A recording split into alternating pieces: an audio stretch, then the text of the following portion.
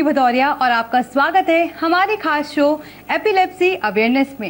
Epilepsy यानी कि मिर्गी, ये एक न्यूरोलॉजिकल बीमारी दिमाग को प्रभावित करती है। इसमें दिमाग की गतिविधि असामान्य हो जाती है और व्यक्ति को दौरे पड़ते हैं। इसकी पुष्टि तब तक नहीं होती जब तक किसी व्यक्ति को 2-3 बार दौरे नहीं आ जाते। इसके क्या क्या साइड इफेक्ट्स होते हैं, मिर्गी कैसे शरीर के अंगों को प्रभावित करती है और सबसे जरूरी इसका इलाज कैसे संभव है, इसी पर आज हम बात करेंगे doctor Saurabh Gupta, senior consultant neurologist, Birla hospital and neuron clinic, Gwalior. आपका स्वागत है हमारे इस खास शो में। डॉक्टर, मेरा पहला सवाल है, मिर्गी क्या है? मिर्गी या एपिलेप्सी या सीजर डिसऑर्डर, ये ब्रेन की एक गंभीर समस्या है जिसमें ब्रेन के अंदर जो न्यूरॉन्स होते हैं उनके अंदर केमिकल या इलेक्ट्रिकल सिग्नल्स में इंटरप्शन की वजह से ब्रेन की एकदम से गतिविधि बढ़ जाती है, जिसकी वजह से मिर्गी के दौरे या झटके आते हैं। ये बीमारी जो है लगभग 1000 लोगों में से 5 से 10 लोगों में होती है और भारत देश में लगभग 1% पॉपुलेशन जो है उसमें मिर्गी की बीमारी है। मेरा दूसरा सवाल आपसे ये है कि मिर्गी के टाइप्स क्या होते हैं? मिर्गी के जो टाइप्स होते हैं, मिर्गी मुख्य तरह 4 तरह से डिवाइड की जाती है। ये डिपेंड करता है कि किस तरह से मिर्गी का दौरा मरीज को पड़ रहा है। सबसे पहला प्रकार होता है focal onset seizures. Focal onset seizures भी 2 तरह से डिवाइड किया जाता है, एक जिसमें मरीज अपने होश में रहता है और एक जिसमें होश में नहीं रहता है। फिर उसको सब क्लासिफाई किया जाता है जिनमें मोटर ऑनसेट सीजर्स होते हैं, मतलब कि मिर्गी के दौरे पड़ने के समय मरीज को शरीर में अलग अलग तरह के मूवमेंट्स होते हैं। दूसरा होता है नॉन मोटर ऑनसेट। इसके अलावा होते हैं जनरलाइज्ड ऑनसेट सीजर्स, जिनको हम सब क्लासिफाई करते हैं मोटर ऑनसेट और नॉन मोटर ऑनसेट सीजर्स में। एक होते हैं अननोन ऑनसेट सीजर, जिनका ओरिजिन हमें नहीं पता होता, उनको भी हम 2 तरह से सब क्लासिफाई कर सकते हैं, मोटर ऑनसेट सीजर और नॉन मोटर ऑनसेट सीजर। और लास्ट जो ग्रुप होता है वो है अनक्लासिफाइड, मतलब एक ऐसा सीजर टाइप जो किसी भी कैटेगरी में क्लासिफाई नहीं कर सकते, उसको हम अनक्लासिफाइड सीजर्स बोलते हैं। मिर्गी के दौरों का क्लासिफिकेशन इसलिए जरूरी है कि इसी के अकॉर्डिंग पेशेंट का ट्रीटमेंट प्लान किया जाता है। मिर्गी की जो दवाइयाँ होती हैं वो हर तरह के सीजर्स में अलग तरह की दवाइयाँ स्टार्ट की जाती हैं। ये डिपेंड करता है कि मिर्गी का टाइप कौन सा। डॉक्टर, मिर्गी के अटैक के साइन और सिम्टम्स क्या क्या हैं? मिर्गी विभिन्न, जैसा अभी मैंने बताया, मिर्गी विभिन्न प्रकार की होती है, तो साइंस एंड सिम्टम्स ही मिर्गी के प्रकार पर निर्भर करते हैं। जो सबसे आम तौर पे मिर्गी के झटके आते हैं, जिसमें आम तौर पे आम जन लोगों को पता है, जैसे मिर्गी के दौरे में हाथ पैर जकड़ जाना, आंखें जाना, मिर्गी के दौरे के समय पेशाब या लैट्रिन छूट जाना, मुंह से झाग आना, ये मिर्गी के मुख्यतः लक्षण होते हैं। इसके अलावा कुछ और जो मिर्गी के प्रकार होते हैं, जैसे माइक्लोनिक जर्क्स होते हैं, जिनमें अचानक मरीज के हाथ से कुछ चीज छूट जाती है, एकदम झटका लगता है और मरीज के हाथ से चीजें छूट जाती हैं। या फिर कुछ और सीजर जैसे कॉम्प्लेक्स सीजर्स होते हैं, जिनमें मरीज कुछ देर के लिए एकदम बात करते करते सुन्न हो जाता है या एक तरफ देखने लगता है, हाथ पैर में मूवमेंट्स कुछ देर के लिए होते हैं फिर चले जाते हैं। या मरीज कोई काम करते करते उसी काम को करते रहता है और किसी की बात उस समय ध्यान नहीं दे पाता है। ये मिर्गी के विभिन्न प्रकार के लक्षण हो सकते हैं। डॉक्टर, मिर्गी से जुड़ी हुई लोगों के बीच क्या कॉमन मिसअंडरस्टैंडिंग होती है? आमतौर पे जैसे हम मिर्गी के प्रति कई सारी भ्रांतियां हमारे समाज में प्रचलित हैं। जैसे मिर्गी एक फैलने वाली बीमारी है। सबसे पहले तो मैं बताना चाहूंगा कि मिर्गी कोई संक्रमण वाली बीमारी नहीं या किसी के संपर्क में आने से दूसरे मरीज को फैलती है। दूसरा ये है कि मिर्गी के मरीज सामान्य जीवन नहीं जी सकते, ये भी एक बहुत बड़ी भ्रांति है। जो मरीज जिनको मिर्गी की बीमारी है, अगर वो स्वस्थ जीवन शैली का पालन कर रहे हैं, दवाइयाँ समय पर खा रहे हैं, तो वो अपना सारा काम नॉर्मल रूप से कर सकते हैं। कई बार ऐसा देखा गया है कि मिर्गी के झटके के आने के समय जो आसपास के लोग होते हैं वो कई सारी चीजें जैसे जूता सुंघाना, मुंह में चम्मच डाल देना, उंगली डाल देना, ये सब करते ही है। बिल्कुल गलत है। इस तरह की कोई भी उससे मिर्गी का दौरा नहीं जाता। मिर्गी का दौरा स्वतः ही कुछ समय बाद जब ब्रेन की गतिविधि कम हो जाती है तो अपने आप चला जाता है। डॉक्टर, ये बताइए, क्या मिर्गी कॉन्टेजियस हो सकती है? जी नहीं, मिर्गी एक संक्रमण वाली बीमारी नहीं है। ऐसा नहीं है कि किसी को अगर घर में मिर्गी है तो उसके साथ में जो लोग रह रहे हैं, खाना खा रहे हैं, बर्तन शेयर कर रहे हैं, उनको मिर्गी हो सकती है, ऐसा कुछ भी नहीं होता। तो मिर्गी वाली बीमारी नहीं है। मिर्गी में एक जो परेशानी है, जैसे जिनके परिवार में किसी को मिर्गी की समस्या है, उन मरीजों में आम पॉपुलेशन के हिसाब से मिर्गी होने की संभावना थोड़ी ज्यादा रह सकती है। बट मिर्गी आमतौर पे फैलने वाली बीमारी नहीं है, और इससे किसी को डरना नहीं चाहिए। जो भी मिर्गी के मरीज घर में साथ में रह रहे हैं, उनको हमें इंकरेज करना चाहिए ताकि वो दवाई लेते रहें और स्वस्थ जीवन शैली जीते रहें। डॉक्टर, क्या मिर्गी इनहेरिटेड होती है? जी, मिर्गी में कुछ कारण होते हैं जिनको हम बोलते हैं जेनेटिक कॉजेज ऑफ एपिलेप्सी। इसका मतलब ये होता है कि जैसे किसी के परिवार में मिर्गी की समस्या है, तो उसके जो फर्स्ट डिग्री रिलेटिव्स होते हैं उनमें मिर्गी होने की संभावना आम पॉपुलेशन के हिसाब से ज्यादा रहती है। कई बार ये भी देखा गया है कि जैसे जिनके परिवार में मिर्गी है, उनमें कुछ सालों के बाद उनके बच्चों में मिर्गी के लक्षण आ सकते हैं, पर जो परसेंटेज होता है ये काफी कम रहता है। और ये जिनके परिवार में मिर्गी है, उनमें संभावना बच्चों में या आने वाली पीढ़ियों में आम जनता के मुकाबले ज्यादा रहती है। डॉक्टर, क्या मिर्गी का उपचार उपलब्ध है? मिर्गी के इलाज दो तरह से उपलब्ध है, medical management and surgical management.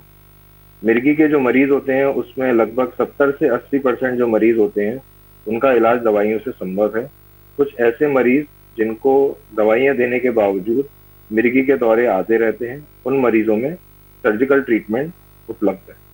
Medical treatment जो मिर्गी का है उसको स्टार्ट करने के पहले सबसे पहले कुछ जांचें कराई जाती हैं। ये कंफर्म किया जाता है कि मरीज को मिर्गी की बीमारी है कि नहीं। दूसरा, ये कंफर्म किया जाता है कि मरीज को किस तरह की मिर्गी है, उसके हिसाब से इलाज शुरू किया जाता है।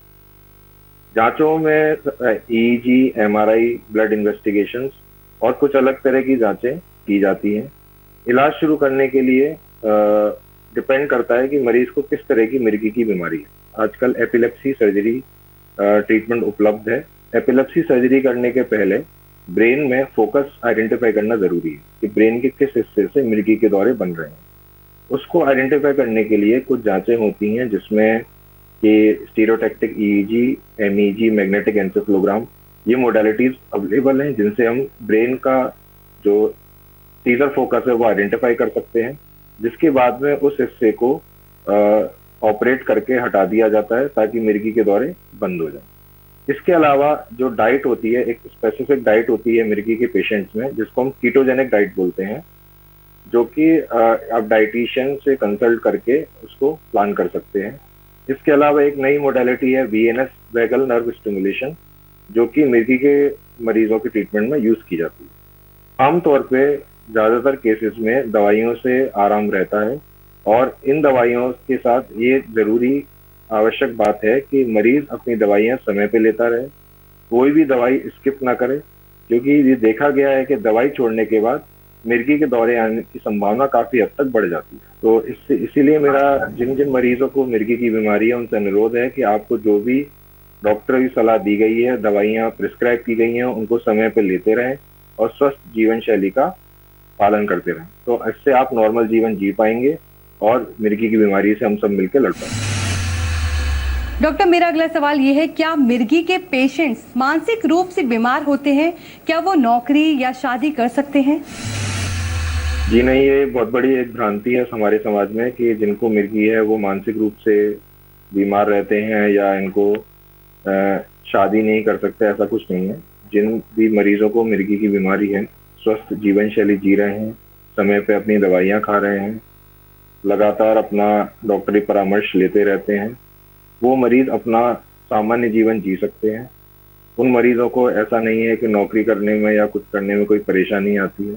हाँ, जरूर ये ध्यान रखना है कि वो अपनी जीवन शैली स्वस्थ रखें, नियमित व्यायाम करें, समय पर सोएं, स्वस्थ संतुलित भोजन लें, तो उनको अपने जीवन में ऐसी कोई समस्या नहीं आती है। जहाँ तक आपने पूछा कि उनको मानसिक कोई बीमारी होती है, ऐसा नहीं है। आमतौर पे जो मरीज समय पे दवाई लेते रहते हैं उनको किसी तरह की कोई समस्या नहीं आती और वो आम जीवन शैली जी सकते हैं। डॉक्टर, के लेदर मटेरियल को सूंघना, दांतों के बीच हार्ड ऑब्जेक्ट रखना या रस्सी से रोकना सीजर अटैक को प्रिवेंट कर सकता है? ये एक समाज में आम भ्रांति है कि मिर्गी का दौरा आने पे जैसे मरीज को कई लोग जूता सुंघाने, कई लोग प्याज सुंघाने लग जाते हैं, कुछ लेदर की बेल्ट या कुछ भी दांतों के पीछे फंसा देते हैं। तो इससे मिर्गी के दौरे पे कोई असर नहीं पड़ता है। हमें इस चीज का ध्यान रखना है कि मिर्गी का जब भी दौरा आए तो मरीज को एक करवट को लिटा देना है, उसके मुंह में चम्मच, पानी, उंगली या जैसे आपने बताया लेदर की बेल्ट, इस तरह की चीजों का इस्तेमाल नहीं करना। अगर कई बार मुंह में पानी डालने से मिर्गी के दौरे के समय पानी मरीज के फेफड़े में जाने की संभावना रहती है, जिससे मरीज की जान को खतरा हो सकता है। तो इस तरह की चीजों का हमें कोई उपयोग नहीं करना है। जब भी मिर्गी का दौरा आए, मरीज को एक करवट लिटा के जो भी आपके नियर बाई अस्पताल है उसमें तुरंत लेके जाएं और डॉक्टर की देखरेख में इलाज शुरू करवाएं। यही उसका सही इलाज है। डॉक्टर, मिर्गी के पेशेंट्स के लिए डूज एंड डोंट्स क्या होते हैं? मिर्गी के मरीज जिनको मिर्गी की बीमारी है, सबसे जरूरी चीज है कि वो अपनी दवाइयाँ नियमित रहें। जिस तरह से उनको डॉक्टर ने उनके एडवाइस किया है, जिस समय बताया है, वो समय पर दवाई लेते रहें, पहली चीज। दूसरी चीज, वो अपना नियमित रूप से व्यायाम करें।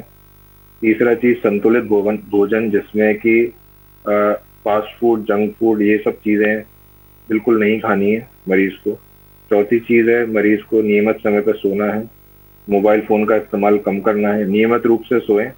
कई बार ऐसा देखा गया है कि कम सोने की वजह से मरीज को मिर्गी के दौरे पड़ सकते हैं। इसके अलावा मरीज को इस चीज का ध्यान रखना है कि जिनको मिर्गी की बीमारी है वो गाड़ी वगैरह आमतौर पर मना करते हैं कि कुछ समय के लिए गाड़ी का उपयोग ना करें, ऊंचाई पे ना जाएं। इसके अलावा जैसे नदी में नहाने या स्विमिंग के लिए आग के पास नहीं जाएं। इसको कहने का कारण यह है कि अगर उस समय कभी मरीज को मिर्गी का दौरा पड़ जाता है तो उस समय मरीज की जान को खतरा हो सकता है। तो इस चीज का मिर्गी का मरीज ध्यान रखें। बाकी अपनी नियमित रूप से यदि दवाई लेते रहते हैं, स्वस्थ जीवन शैली का पालन करते रहेंगे, तो वो भी एक आम जीवन जी सकते हैं। डॉक्टर, मेरा आखिरी सवाल ये है कि मिर्गी के मरीज की किस तरह से देखभाल करनी चाहिए, इस पर आप क्या सलाह देना चाहेंगे?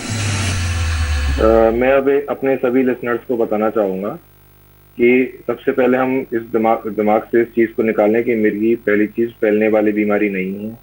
दूसरी चीज, जो भी मिर्गी का मरीज आपके परिवार में है उनको मेडिकल सपोर्ट के अलावा इमोशनल सपोर्ट की जरूरत बहुत ज्यादा होती है, क्योंकि उन मरीजों को ऐसा लगता है कि वो बहुत ज्यादा गंभीर रूप से बीमार हैं। तो उनसे यही रिक्वेस्ट है मेरी कि उनका अपने नॉर्मल जीवन शैली में उन कोशिश करें कि उनके साथ रहें, हर तरह से उनको सपोर्ट करें, किसी भी तरह से जब भी लगे उनको एंकरेज करें कि वो अपनी दवाइयाँ समय पे लेते हैं। अलावा मैंने जो सावधानियां बताई हैं उसका ध्यान रखें और इस चीज को अपने जहन में ना रखें कि मिर्गी कोई फैलने वाली बीमारी नहीं है। तो जो भी मरीज जिनको मिर्गी की बीमारी है या जो उनके जो घर वाले हैं जो उनके साथ में रहते हैं, तो वो मरीज को के साथ नॉर्मल अपना जो बाकी लोगों के साथ व्यवहार करते हैं वैसा व्यवहार करें। उनको इस तरह का नहीं लगना चाहिए कि हम बीमार हैं, हमें कोई समस्या है, क्योंकि मिर्गी की कई बार झटके, स्ट्रेस, टेंशन इनकी वजह से भी बढ़ सकते हैं। डॉक्टर, आपका इन अहम जानकारियों के लिए बहुत बहुत धन्यवाद।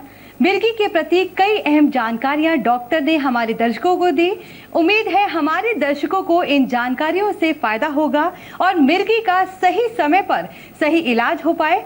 इस शो में इतना ही। धन्यवाद।